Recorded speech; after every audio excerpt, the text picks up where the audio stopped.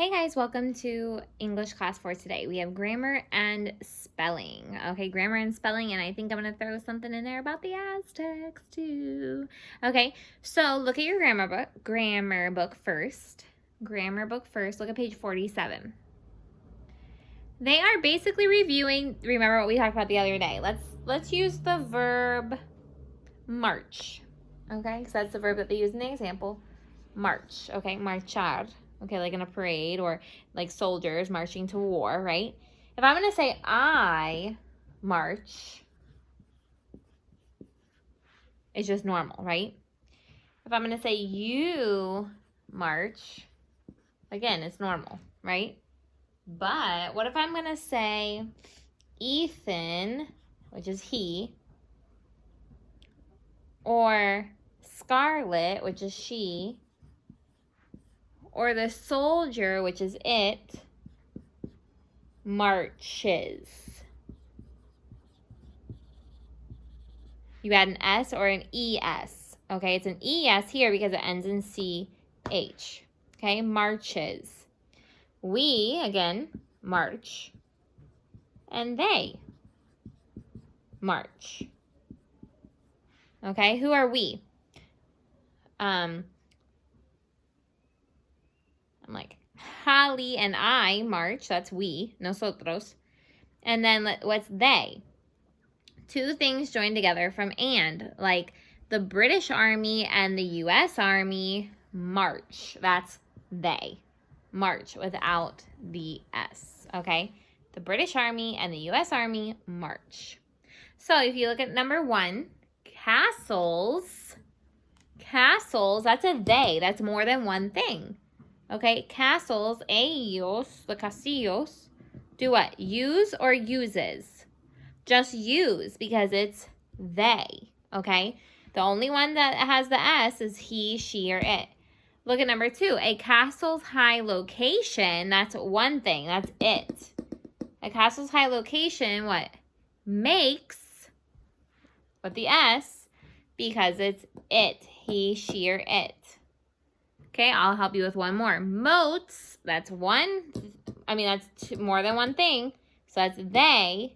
Moats, what? Surround without the S, no S, because it's they. Okay, so go ahead and do the rest by yourself. Stop the video if you need time to do that. Look at the yellow box. Remember when the subject is singular and the verb ends in CH, like this one does, or SH, or S, or X, or Z, add ES. Wishes, catches, fizzes, hisses, waxes, okay? So look at think B. Make each verb singular by adding S or ES. Well, I'll help you with the first two.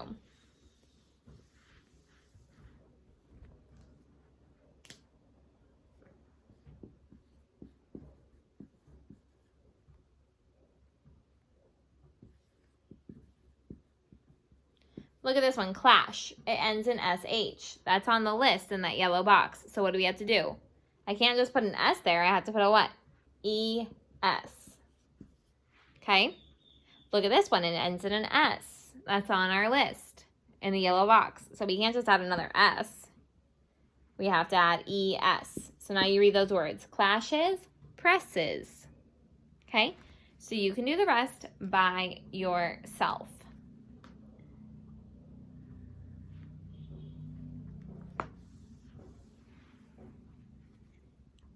Okay, look at the next yellow box. Using these helping verbs with singular subjects. Am, is, was, does, has. Use these helping verbs with plural subjects. Are, were, do, have. The helping verb had works with both singular and plural. We've talked about this before. Watch. If I say estoy, I am. Estás, you are. Ella está. He, she, or it is. We, nosotros estamos. We are. they. Ellos están, they are. Okay? But what if I'm going to use the verb in the past? Yo estaba, I was. Okay? Tú estabas, you were. Ella estaba, she was. Nosotros estábamos, we were. That's a horrible R, sorry. Ellos estaban, they were. Okay? There we go. What about the verb do? Okay? I do. You do. But he or she or it does. Okay? We do, they do. So it's all the same except this one. And then had is the pasado of haber or tener. So that's always singular or plural. But has, I have, you have, he or she or it has, we have, and they have. So it's just this one down here, the one thing. The he and the she and the one thing is always different. Okay, so repeat after me. I am, you are, he is, she is, it is, we are, they are. Okay? Next one. I was, you were, he, she, and it was, we were, they were.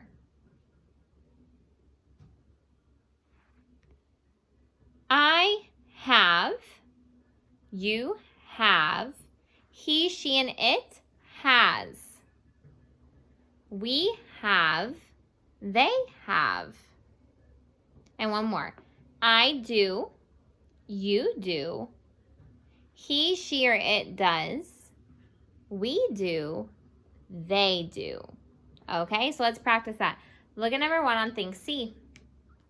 The approaching soldiers, that is they, were preparing an attack. They know the portcullis, that's it, is blocking.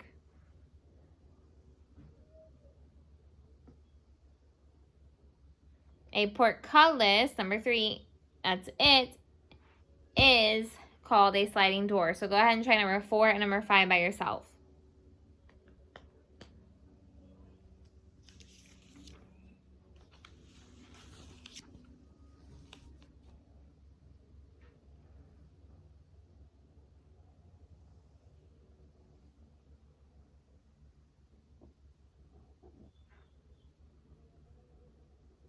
Okay, you ready? Look at page 48. Look at page 48. We're talking about compound words and compound nouns. A compound word is a palabra compuesta. In English, that means that it's 2 words coming together to make one word. Look at the green box. Mom, may I send Aunt Becky a birthday card? The word birth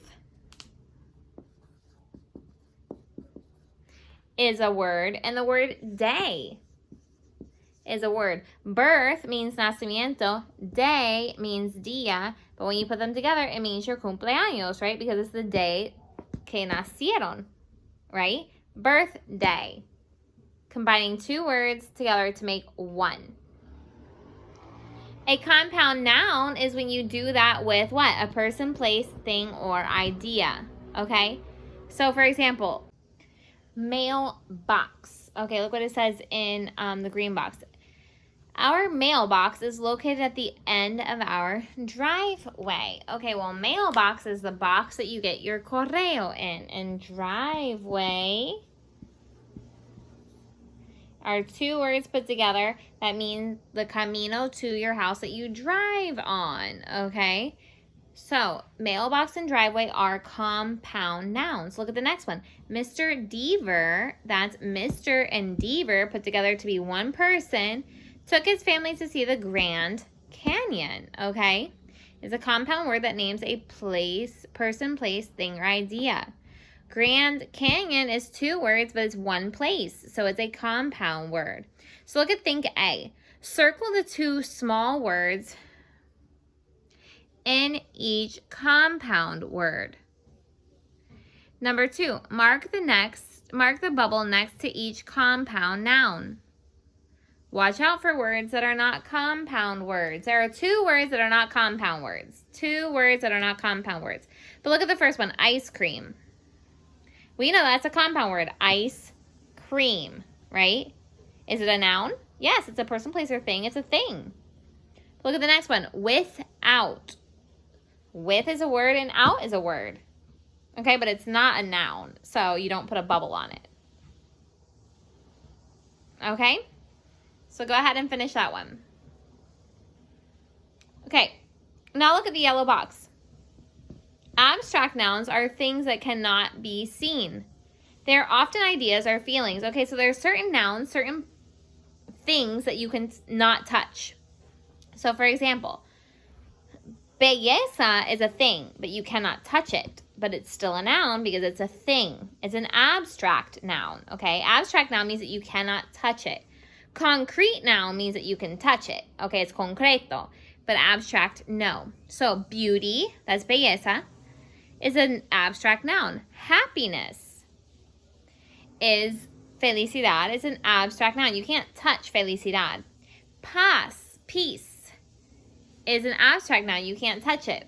Okay? Patriotism is an abstract noun. It's an idea. It's a feeling, but you cannot touch it. So look at think B. Circle the two nouns in each group of words below. Draw a star next to each abstract noun that you circle. So look at the first one. I'm going to help you with this one. Circle the two nouns in each group. There are two nouns in each one. Two nouns on number 1, two nouns on number 2, two nouns on number 3. Then you have to put a star by the abstract one. So you have on number 1, pleasing, fearfully, bravery, and pebbles. Okay, well, pleasing is like a noun or an adjective. So that is, a noun. A verb or an adjective. So we gotta cross that one out. Fearfully, also not a noun. Bravery is valentia. And pebbles are rocks. Which one is the abstract noun? Bravery, valentia. Okay, so that's how you do 1, 2, and 3. Okay, look at right C. Write an interrogative sentence. Remember, an interrogative sentence is a what? Question. Write an interrogative sentence using one of the abstract nouns that you circled in think B. Okay? Go ahead and do that. Look at remember D. Mark the bubble next to each group of words that is a fragment, run on, or run together. There are 2 of them. That's either a fragment, a run on, or a run together. Go ahead and do it. Okay, when you're done with that, get out a piece of paper. Spelling, Friday, May 7th, numbers 1 to 18. And get ready for your quiz. You can stop the video and study for a couple of minutes, but I don't want you to look at your list during the quiz. Bye. Not bye. Get ready, because I'm going to get ready too. Okay, here we go. Number 1, rung. Rung. Rung. Number 2, bump. Bump. Bump. Number 3, scrub. Scrub. Scrub. Number 4, trust. Trust. Trust. Number 5, stump, stump, stump. Number 6, lump, lump, lump. 7, must, must, must. 8, truck, truck, truck. 9, boost, boost, boost. 10, stool, stool, stool. 11, scoop, scoop, scoop.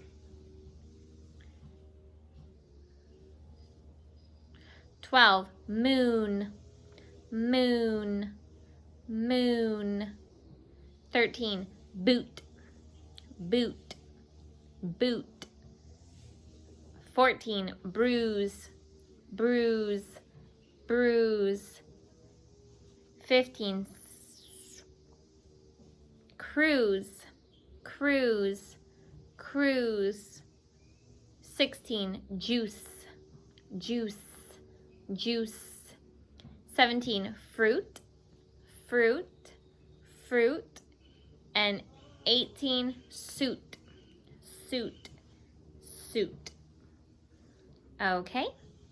Now I want you to watch this quick video on the Aztecs and take some information. Okay? Take some information, take some notes. So write Aztec video, put the title that you see on the video right now, and take notes like I taught you how to the other day. Thank you. Have a great weekend. When Spanish ships landed in Mexico in 1519, the mighty Aztec Empire was at the height of its power. From their capital at Tenochtitlan, the Aztecs controlled much of what is now Mexico and Central America, ruling some 15 million people.